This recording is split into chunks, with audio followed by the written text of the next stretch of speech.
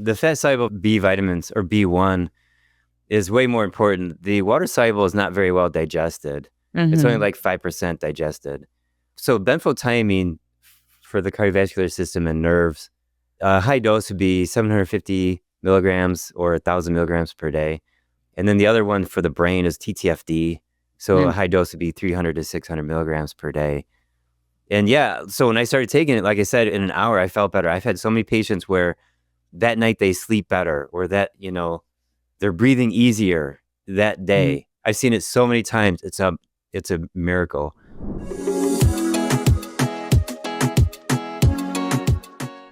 Hello, welcome back to the Integrative Health Podcast with Dr. Jen.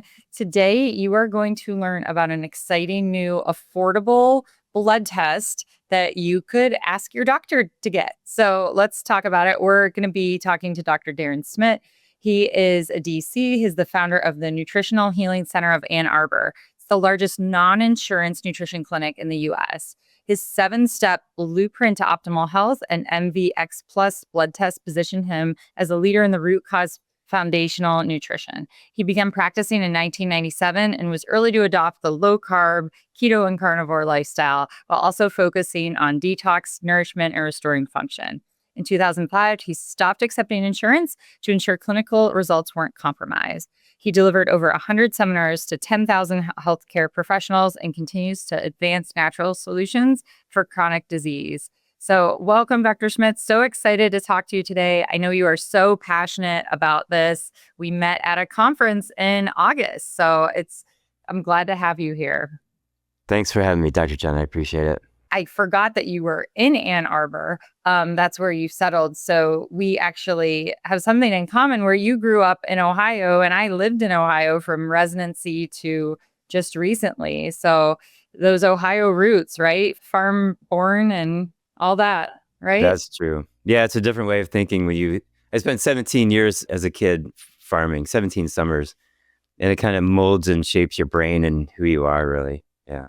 Well, it turns you into like a hard worker. Like when I give the kids like tasks on the farms, and it's good for boys. Like it's good for boys to like work with their hands, be outside, think outside of the box. Cause a lot of times you need to get tasks done at the farm. Right. Yeah. And my dad was my boss. It was a large operation. We had up to 90 employees in the busy season. He would tell me what to do and I had to do it. And he could see with his own eyes whether I got it done or not. Right. And if maybe I needed a new tool or something, but the discipline was there, and, getting up early and working late and getting a lot of work done. Yeah. I don't miss it though. That's for sure. It's hard. People romanticize it. It's hard work. Yeah, it's hard, long work. And yeah, I mean, that's why we're just doing like a mini farm scale here, but, get the kids off the screens. I mean, I don't know if anyone has daughters out there, farm boys are good. A lot of them have that entrepreneurial spirit too. And obviously you got that. So I think that's where it's at. And you said discipline. So discipline brought you from farming all the way through chiropractic school and now having your own business and now knocking on the doors at DC. So yeah, I mean, it's exciting. Yeah. And part of the discipline is like I stopped taking insurance 20 years ago. So I wanted to be in the free market so that there wasn't any like third party interference. And we'd say knocking on the doors in DC, meaning Washington, DC. Well, let's get into that. So yeah. There is this test that probably, do you think like no one listening has heard of this test? This new test? Yeah. Probably no one listening. Yeah. So, or MVX. I said MPX. That's what it sounds like. Like I want to go dirt bike racing, but MVX. Can you tell us what that stands for and why no one has heard about it before? Right. It's called Metabolic Vulnerability Index. So MVX. And when you order it, you want to get MVX Plus, which has all the factors that they report on. And nobody's heard about it because it just came out 11 months ago from this recording. So January of 2025 is when it came out to the public. It's been tested by the NIH and then some UK, like the UK Biobank is what it's called, on 300,000 people over the last 10 years. And the purpose of this, the original purpose, is to measure how long somebody's going to live or their chance of survival the next 5 years in the presence of disease. So they have groups of people with MS, cancer, liver transplant, cardiac catheterization, and other diseases, and they draw their blood and they wait to see who dies. And then they look at their blood and they found these 6 blood factors that really measures physiology and the function of your cells and mitochondria. And then they do advanced math and they come up with a number 1 to 100. So your overall score, and you want that to be low. You don't want it to be at 75. You want it to be at 25. And then your chance of survival the next 5 years is absolutely measurable. And they've done this now about, I think, 19 or 20 times. There's 19 or 20 studies out now. And the largest being the UK Biobank, 270-some thousand people, normal, healthy people, not a disease risk factor group. Yeah. Well, you need to test both cohorts so you know what the diseased people look like and the healthy. Now, this test, though, I mean, there are different longevity tests out there that are more pricey. So this one, what is so attractive about it is it's almost like a longevity, morbidity, mortality marker, but it's not like $500. It's less expensive. Right. I'll just be honest. The wholesale price, depending on where you buy it, it's either $20 or $22 plus blood draw or not, depending on the lab. So it's owned by LabCorp. They're the ones that created it. And then the doctor will have their upcharge, and that's how that goes. So, usually $100 or less for sure. So it's really inexpensive. So I have my patients run it about every maybe 8 weeks or so, 6 to 8 weeks. Some people, it'll be 3 months. And it monitors your improvement. You can look at the scores and look at the main score. It also guides you down the right path. Now, there's a lot of longevity tests that only measure methylation, which is a biochemical. It's a hefty biochemical factor, right, in our cells. It's a great thing, but it's only one thing. Yeah. And then other people say, well, in order to measure longevity, you should be able to do 10 push-ups, or you should be able to have a really good VO2 max. And there's arguments against that. I can argue and win those arguments all the time that it's not about exercise, grip strength, or even risk factors like LDL, cholesterol, even obesity or smoking, or even age. And in this original study on MVX that came out February of 2023 in the Lancet, it debunks all these quote unquote risk factors and says, look, I should say measuring the function of physiology is the best way to determine how long somebody's going to live. At this point, I could go like in 10 different directions. Yeah. So I like how you brought up methylation, because I'll just be talking with like new friends and stuff I met in Tennessee, and they'll be like, oh, I have MTHFR and I feel like a lot of these new practitioners, because we're kind of old school, we've been in integrative medicine, functional medicine a while. And, they're all just like, I don't know. I'm like, methylation is just like one thing. And most of us have methylation problems and have SNPs and MTHFR. So like, I feel like this test is good because it's kind of directing attention off of that, because everyone is just like, oh, it's all about methylation. And you're like, yes, that's a part. That's a part. That's like when you bake a cake, that's like just the eggs. It's not like the sugar and the flour. And yeah. So I guess, can you talk a little bit more about like why this is different than just looking at one thing? Right. It's the whole cake. So it's 5 things, right? It's mitochondrial function, which is depleted by the 4 other things, and that's toxicity, and it's inflammation, infection, malnutrition. And then the malnutrition, it's deficiency of the most important macronutrient, which is protein, and the most important micronutrient, which is B1. So it's fascinating to cover all that. And so then I use this. And so somebody's test, well, let's say their overall score is 60. We want that down. We look at those 5 factors, and then we address the one that's most off. So I've had people come to me saying, oh, I have chronic bacteria or chronic whatever organism, chronic Lyme. And I look at their scores and it's like, no, you're malnourished. And then they change your diet, and in 2 months they're 90% better. This actually happened. Or other people say, I have a guy, he goes, oh, I have all these Lyme factors and all these other infections. He's got all these labs to show it, but then we run MVX. He's toxic. It's toxicity. And he's never run any heavy metal or chemical, assessment.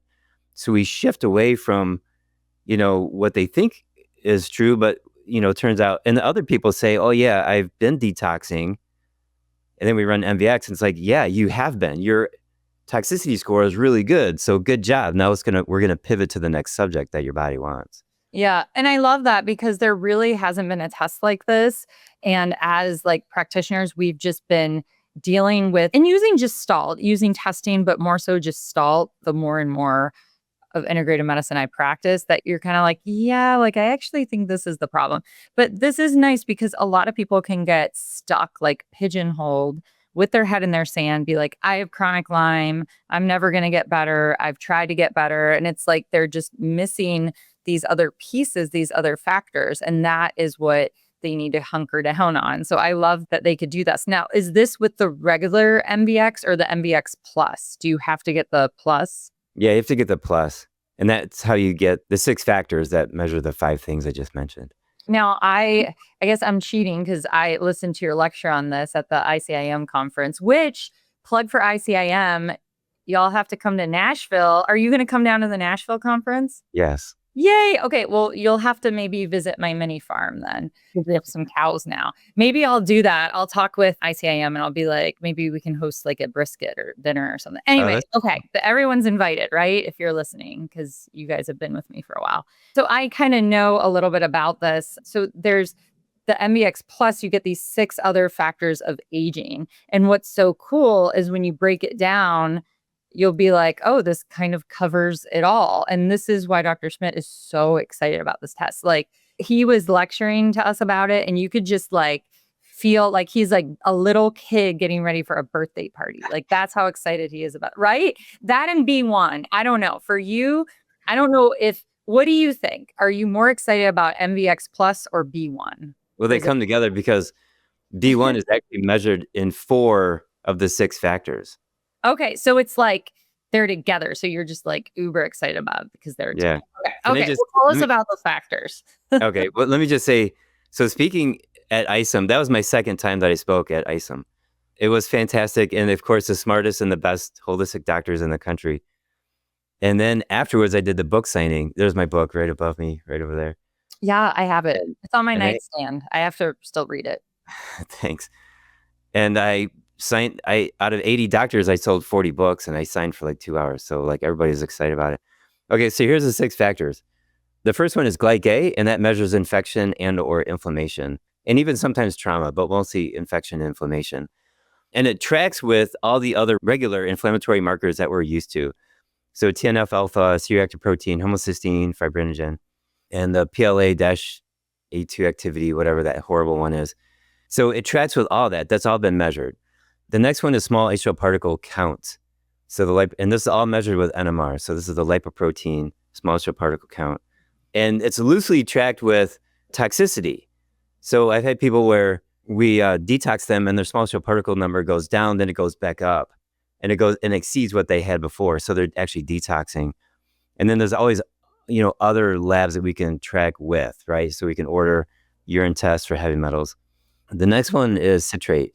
And so, the citric acid cycle is the Krebs cycle, and that's the basis of, or it's the beginning basis of mitochondrial function. So if citrate is too high, that means we got to get the citrate into the mitochondria by adding nutrients into the mitochondria. And there's supplement companies that make multi-mitochondrial supplements. Also, citrate can be high in the blood because of lack of clearance by the kidneys. So I've had people where their citrate dropped to a normal level because we just increased kidney function with supplements. And then also maybe some calcium to like buffer that. Then the last 3 all come together as the branched chain amino acids. So valine, leucine, and isoleucine. And they could be too high or too low. If they're too low, that could be malnutrition. There's a lot to that. There's a lot to the branched chain amino acids. But let me just say this. If they're too low, it's malnutrition.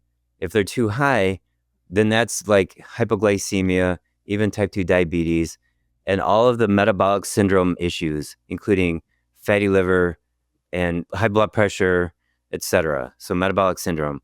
So we got to get those branched chain amino acids down. And the way you do that is a low carb diet and then lots of B1. And B1 also helps fix the citrate too for mitochondrial function. So I actually have a guy, type 2 diabetic. He's been with me 2 years. We did the low carb keto diet he did carnivore that worked temporarily. Like his glucose was 250. It came down to, 150, but then back up. And it's like, gosh, what are we missing? And then I found B1. And that's another story about the gas leak and stuff. But I put him on high dose B1. Within a year, now his glucose is literally 80 to 120. But MVX then, his MVX test is better now than it's ever has been before. And we can see his branching amino acids are coming down to normal. So the other thing about if the amino acids are too high or too low, we have to fix digestion. So that means fixing the stomach, gallbladder, and being like the holistic nutrition-based chiropractor for 27 years or whatever it's been. Like this is part of the seminars that I've been to. Like we got supplements that flush the gallbladder, support the liver, pancreas, small intestine for SIBO and leaky gut and all that stuff. So there's a lot to it of like how to fix digestion. So those are the factors. Yeah. And I love that. And I know that you're like, yes, we're looking at the whole picture because that's what we do when we look at functional and integrative medicine. But sometimes you get stuck or people just aren't budging like like certain thing you're just like, oh, we're doing it all. And this is where this can help, just another tool in the toolbox, another way. And I think why you're so excited about this and why I think it's so cool is that it's very inexpensive. And if doctors learn how to track this and patients can see it in the blood work, that is motivating because we both take cash now and we don't take insurance patients. I tried to take insurance patients for a couple of years, but they weren't even reimbursing me for what I was seeing. They were like, oh, you were just not prescribing medications and giving nutritional advice. We're not going to pay you. And this happens. So I have found that like motivation is hard, right? Especially if they're not seeing numbers or markers. So to really get lifestyle changes, which a lot of what we ask is lifestyle changes too, seeing these markers is really, really helpful and it's more inexpensive, which is great. So you're seeing these numbers change with patients, getting them about you said 8 weeks to 3 months? Yeah, let's say 6 weeks up to 3 months. Yeah. Okay. And have you trained other doctors? What kind of feedback are you getting from doctors that are using this in their clinics? Well, I have a website, mvxtraining.com for doctors only. And I have a number of people in there and they're all bought in. And it is a kind of a huge shift for some doctors because it doesn't measure risk factors. It doesn't measure pathology. It doesn't measure symptoms. And it doesn't measure hormones. So there's a lot of things it doesn't measure. It measures physiology, which is like the very basis of how your body's working.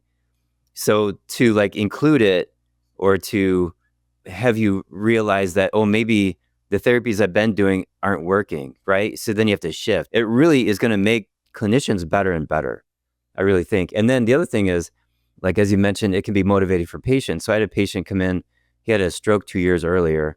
So we ran MVX and it showed that his glyc-A was very high. That's the inflammation and infection. So I had him change his diet. I put him on antiparasitic supplements, which he needed. And then literally 3 weeks later, his glyc-A dropped 200 points.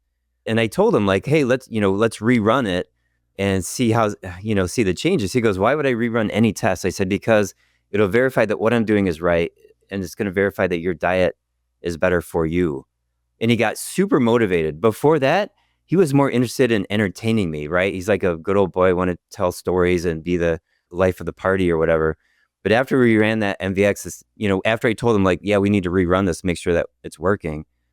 Now he's like laser focused, So he's even been experimenting. Like he ran a 3-day fast on himself and then retested MVX and we got to see the numbers change dramatically on that. It looked worse for a variety of reasons because fasting is so detoxifying and so revolutionary for the body. Yeah. But we learned lessons from that. So, yeah. I love that. Yeah. And I think the citrate with the mitochondrial dysfunction, I don't think people realize how important the mitochondria is and how much mitochondrial dysfunction we have. And that with longevity, if your mitochondria are not optimized and not working well, or you have dysfunction because of those other reasons that this test can always show, you're not going to have longevity, you're not going to feel good, you're not going to have energy. And I pulled up this Lancet, the interpretation, and I loved that it said, talking about the test, they suggest that metabolic malnutrition, inflammation syndromes might have a more universal role in survival than previously thought. Well, we would be like, oh, yes, that's common sense, right? You can't have disease without inflammation. So I love that this is being talked about more in, more conventional circles like the Lancet. That is reassuring.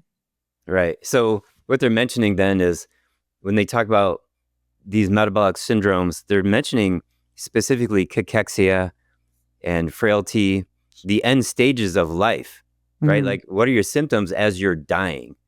And so they think they're measuring that, and they are, but what they're really measuring is the function of the cells, right? So you can do this when you're 30 years old and you're totally healthy, and you can still find problems that need to be addressed, and then they're preventing you from dying, right? Because those problems need to be fixed. If not, later on, it's going to be worse and worse, like the snowball effect.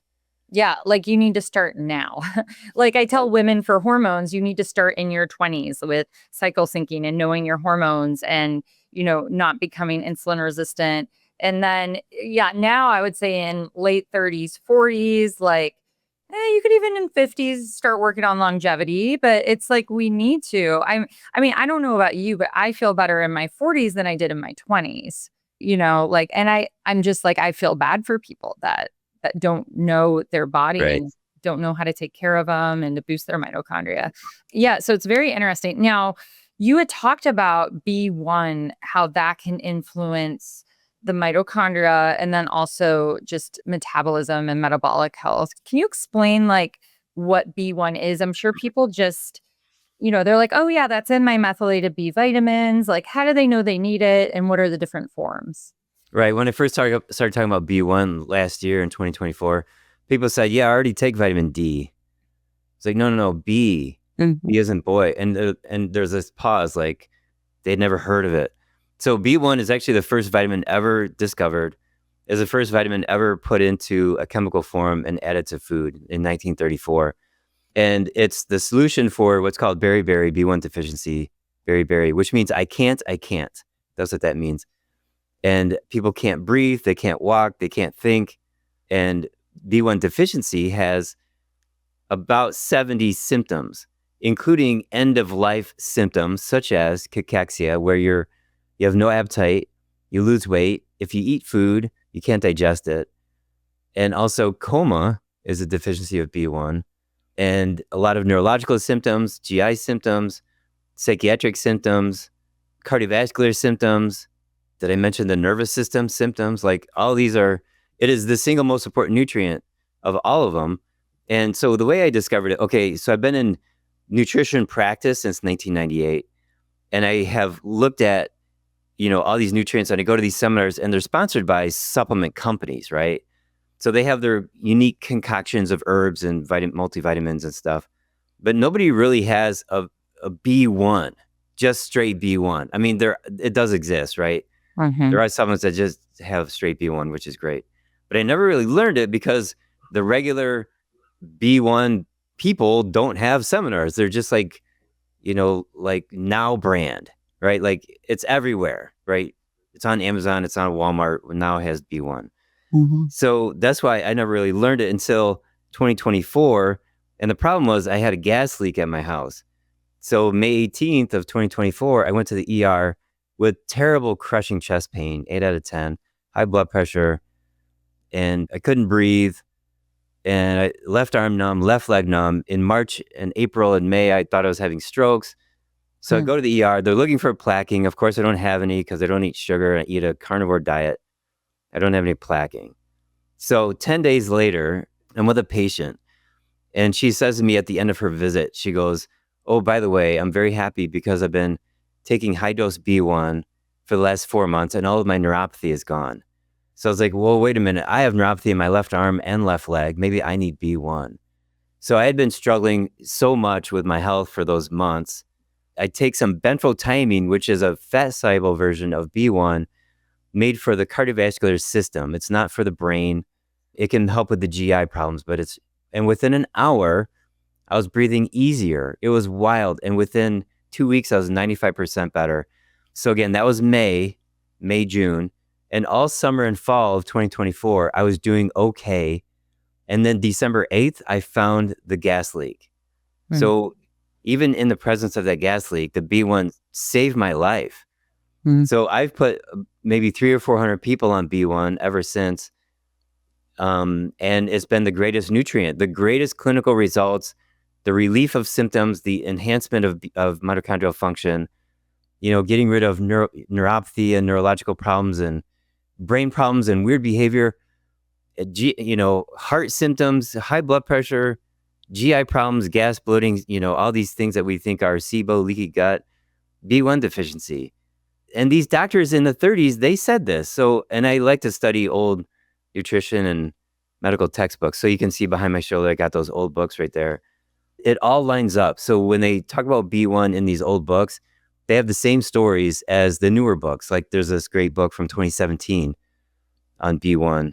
So B1 is measured in 4 of the 6 factors of MVX. I like to study these old books, and it's like going back 100 years, everything now lines up and everything is now testable with this one lab test. We're talking about function of physiology. How are your cells functioning?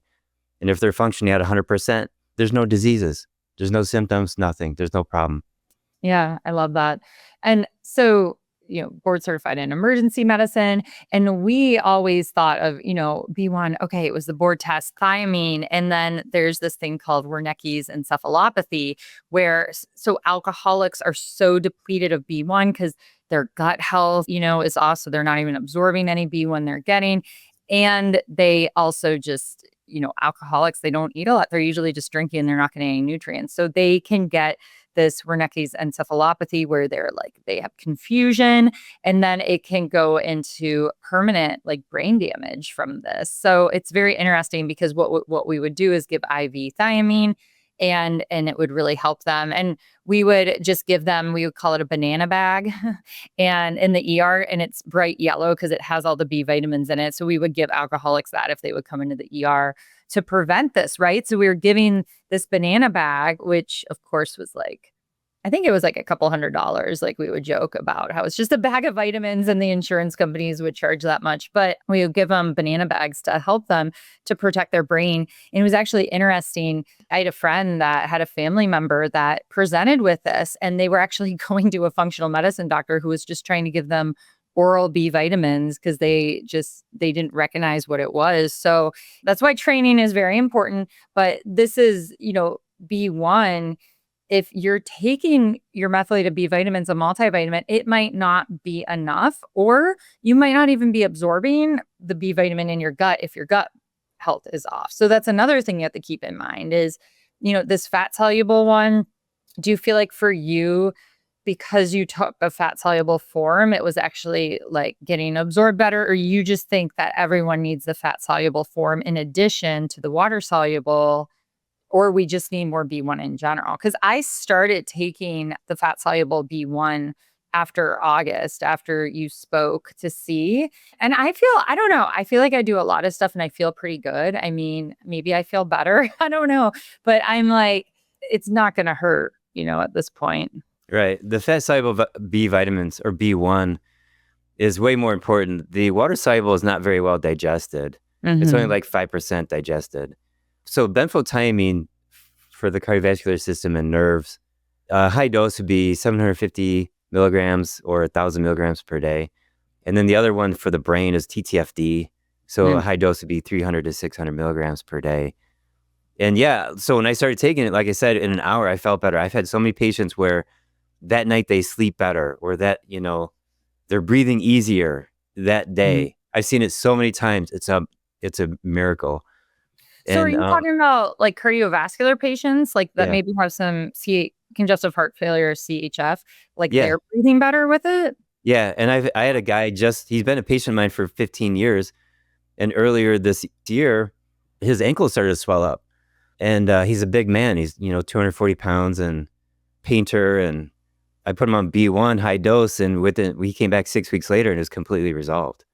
That's amazing. So you're using both forms. You're using the TTFD also for those cardiovascular. I use a product called Thiamega, which is 4 different versions of B1 put in one pill. So Okay. Thiomega from objectivenutrients.com. Okay. And it's got a little magnesium support. There's some need sometimes for some support nutrients to make the mitochondria work well. So that's why there's some magnesium in there. Yeah. I mean, I feel like a carnivore based meat, animal based diet, I mean, you're getting a lot of thiamine in your diet, but it's still just not enough because how nutrient depleted our food is. Is that what you're thinking the problem is? Yeah, there's several problems with our diet related to B1. Number one, our body only stores 30 milligrams of B1, so it's very little. Number two, obviously the standard American diet with its high carb junk food, 53% of our diet is ultra processed food. That depletes B1. The keto diet being high fat, there's no B1 there. And I think when people go into ketosis, they should cycle in and out of it. Right. The carnivore diet, low carb eating will maintain your nutrients, right? You're not losing vitamin C and the minerals when you do low carb. But regardless, you can still be like vegetarian, which is supposedly high in B1, but you have stress and all the other things that deplete B1: alcohol, tea, coffee, toxins, parasites, mold. They all deplete B1. So for most people, a pill is necessary. And so go with the fat soluble ones. The fat soluble ones were invented in the 60s in Japan because they have a lot of B1 deficiency there from eating white rice and raw fish. Well, it's interesting because, we've seen a lot of already, like, obviously cardiovascular plus neurological problems post pandemic. And think about the pandemic, we were stressed. So that was hurting our gut health. Everyone was drinking alcohol. And, like, oh, in Ohio, we would call it, I wasn't doing this, but it was called wine down with DeWine. So everyone would hold up their wine glasses when Governor DeWine gave his address, creating fear, always the news. And everyone would like hold it up on social media that they were drinking wine. And I'm like, that is like the worst thing you could do for your immune system. So, and then we see all this post pandemic, syndromes and stuff. And I wonder if all these people just took some fat soluble B1, if it would help a lot. Maybe they're all depleted. Oh yeah, it would have helped a lot. So I have a patient now, and I forgot her age. Maybe she's 7 years old. Her mom brought her in. This is in the last couple months because her behavior was erratic, outbursts, violence, hitting, biting, etc. And then one day she tried to jump out of the window of the car while it was driving down the road. So her mom brought her in, and I looked at her. I do my biofeedback assessment, take the history, do all the regular stuff. And I was like, we got to start with B1. And so literally 1 month later, she's fine. And she knows it, and she feels better. And her siblings, she's got many siblings, the one likes to antagonize her.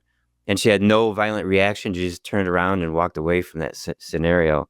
So B1 brings sanity back to people, as does meat, by the way. Yeah. Well, it's helping the neurons. And if there's inflammation, it's going to calm that down too. Plus Yeah. mitochondria. It's needed for helping the myelin sheath come back. Yeah, and it also, let me share this. So B1 helps oxygen leave the blood and go into the cells. And then also B1 helps the sugar go into the mitochondria and get converted. B1 also helps the formation of carbon dioxide.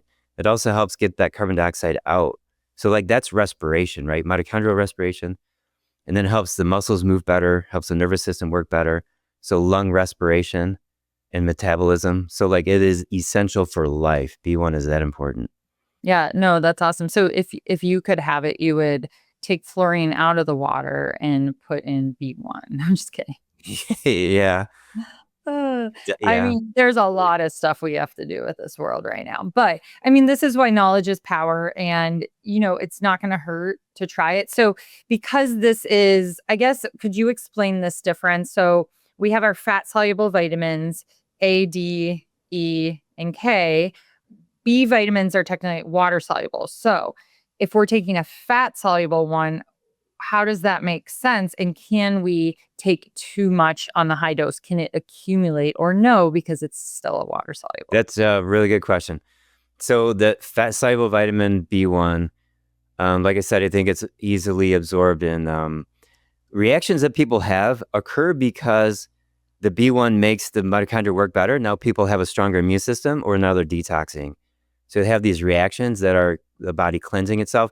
So cut back on the dose or maintain that dose for a few days, and those excess symptoms will go away. See what I'm saying? Now, most people only need fat-soluble B1 for about 6 months. And this is key. And this is the only nutrient that does this. So it'll get rid of symptoms at the beginning when you start taking it. And then 6 months later, those same symptoms come back, telling your body, stop taking B1.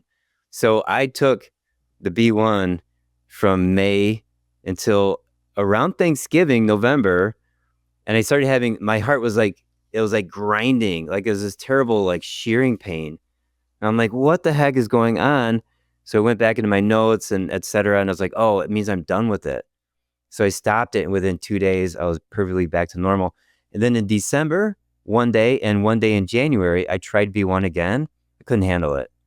So now it's been another almost a year.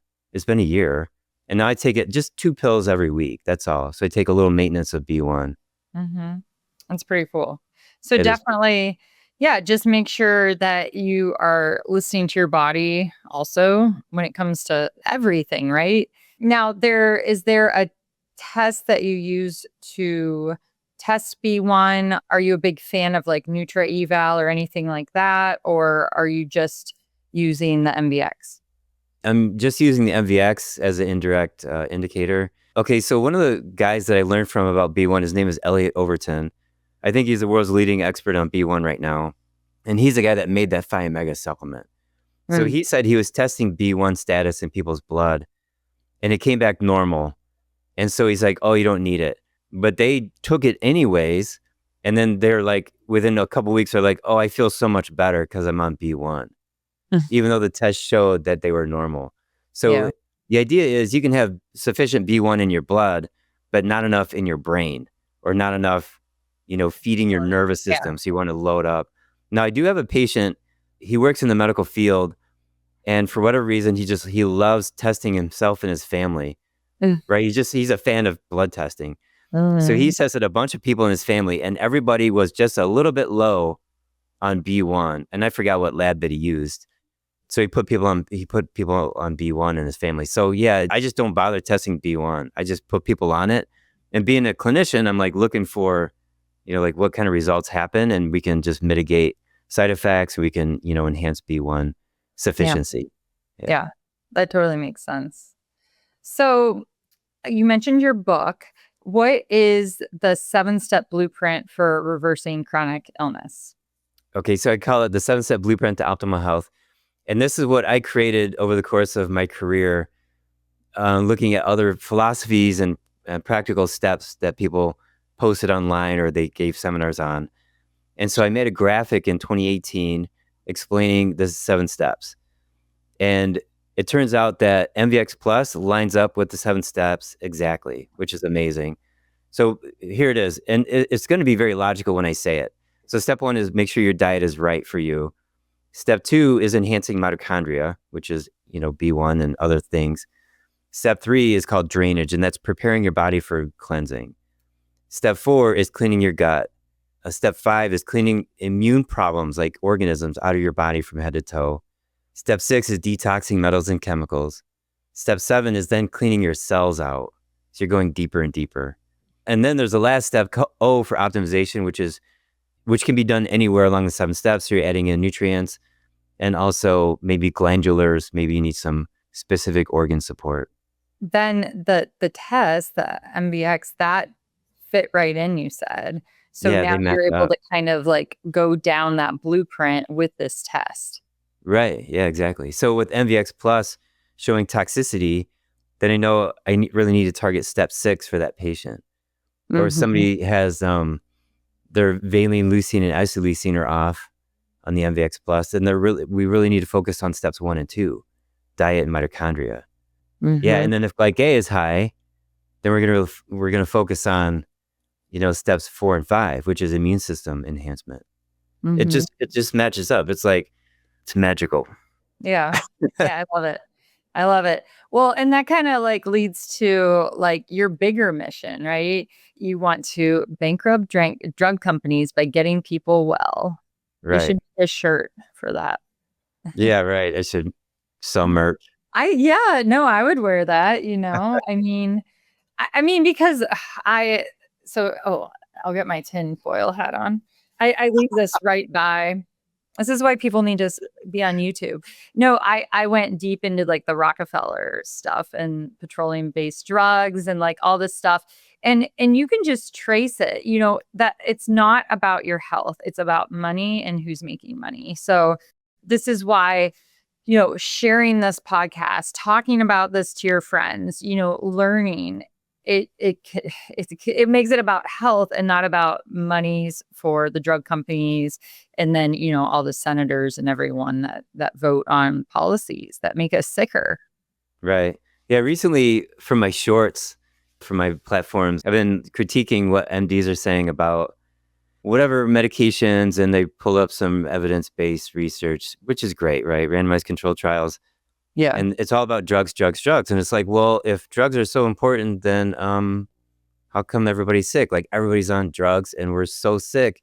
25% of medical doctor visits are related to benzodiazepines. Is that getting to the cause? Is that like, where do we switch over to healing the body? We want to heal the body because you can have really good RCTs showing that a drug has a certain effect, but we should do RCTs on nutritional healing and fixing physiology, but we don't do that. Yeah, and we're all groomed and I've been telling people that like whoever's voice you see the loudest on these social medias, they're getting money shifted towards advertising and payment. So maybe you shouldn't listen to the loudest voice is honestly what I tell people, unless like you've curated your feed to just people that are actually legit. And I'll have people come to me and send me stuff. And I'm like, yeah, what they're saying doesn't really make sense. Like, what are they pushing? And a lot of the times I'm seeing even in our space, we have sellouts and they're just promoting their stuff or a new product or, you can tell like who's just collecting a check. Like, oh my gosh, the new thing that bothers me is all of these like health influencers promoting creatine gummies. And I'm like, just take the powdered, like the creatine that is studied, creatine monohydrate, like don't take gummies, like they're going to have fillers and gelatin in there. Anyway, it drives me bananas. But like they're trying to, get money, but it's like you can do it. You can do it biblically. You could do it with morals. So anyway, yeah, Great. it's not just these conventional medicine doctors. I mean, some of these health influencers are guilty too, in my opinion. It's pretty wild. Yeah, I've had many opportunities to be paid for a post on a particular supplement, and I've entertained the idea, but then it's like, well, I got to use it clinically for 6 months first. Right. Secondly, what if I don't like it? What if a year later I would change my mind and there's something better? So it's never worked out that I receive a check for promoting a product. Yeah. Yeah, it's tough. I mean, I have to use something personally. My family has to use it. I have to look at the studies. I have to keep using it. It's like a whole thing for me. And I like to try things out myself first. And now, because I'm not pregnant or breastfeeding, I can try all sorts of things. So it's pretty fun now. Because for a while I couldn't really biohack as much because I was in that special category, which a lot of women are. Okay, well, we could talk all day, but we should probably wrap up. Such a good episode. So much information. I'm sure people want to take notes, listen to it again, and ask their doctor to order the MVX. Now, where can everyone find you? You mentioned you have social media that people can find you. You're in Ann Arbor. You're getting a lot of snow probably. And where can people buy your book also? The book is on Amazon Kindle. My favorite platform is YouTube. Not that I like YouTube, but that's where I have the most followers. So you just search my name, Dr. Darren Schmidt, DC there. And then I have a brick and mortar office. It's the largest non-insurance nutrition clinic in the country. And now there's 11 practitioners with our support staff extra. Yeah, we're in Ann Arbor. So we do distance Zoom calls too. So you don't have to come to Ann Arbor and walk into the building, although some people fly here. for the first couple of visits. Then they fly home. We do follow-ups on Zoom that way. So that's so the website there is thenutritionalhealingcenter.com.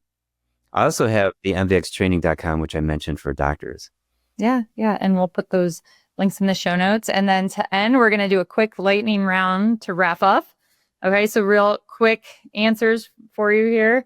So what was the first career you almost chose? If you weren't doing what you were doing now, what would you be? Is it a farmer? Finance. Okay. Nice. Favorite habit that rescues a really tough day? Sleep. Fair. One wellness rule you happily break sometimes. I'll do a high protein bar, chocolate or mint chocolate or something. It's like dirty keto. Yeah. Oh, you're so naughty. That's not even bad. I know, it's terrible. That's great. And last one, it's one word only. What's the one word you want listeners to carry on into this week? MVX. Oh, there we go. Nailed it. Okay. Well, thank you so much, Dr. Schmidt, and really appreciate you. And I'll see you at the conference in Nashville. Yeah, sounds good. Thanks for having me, Dr. Jen. I appreciate it.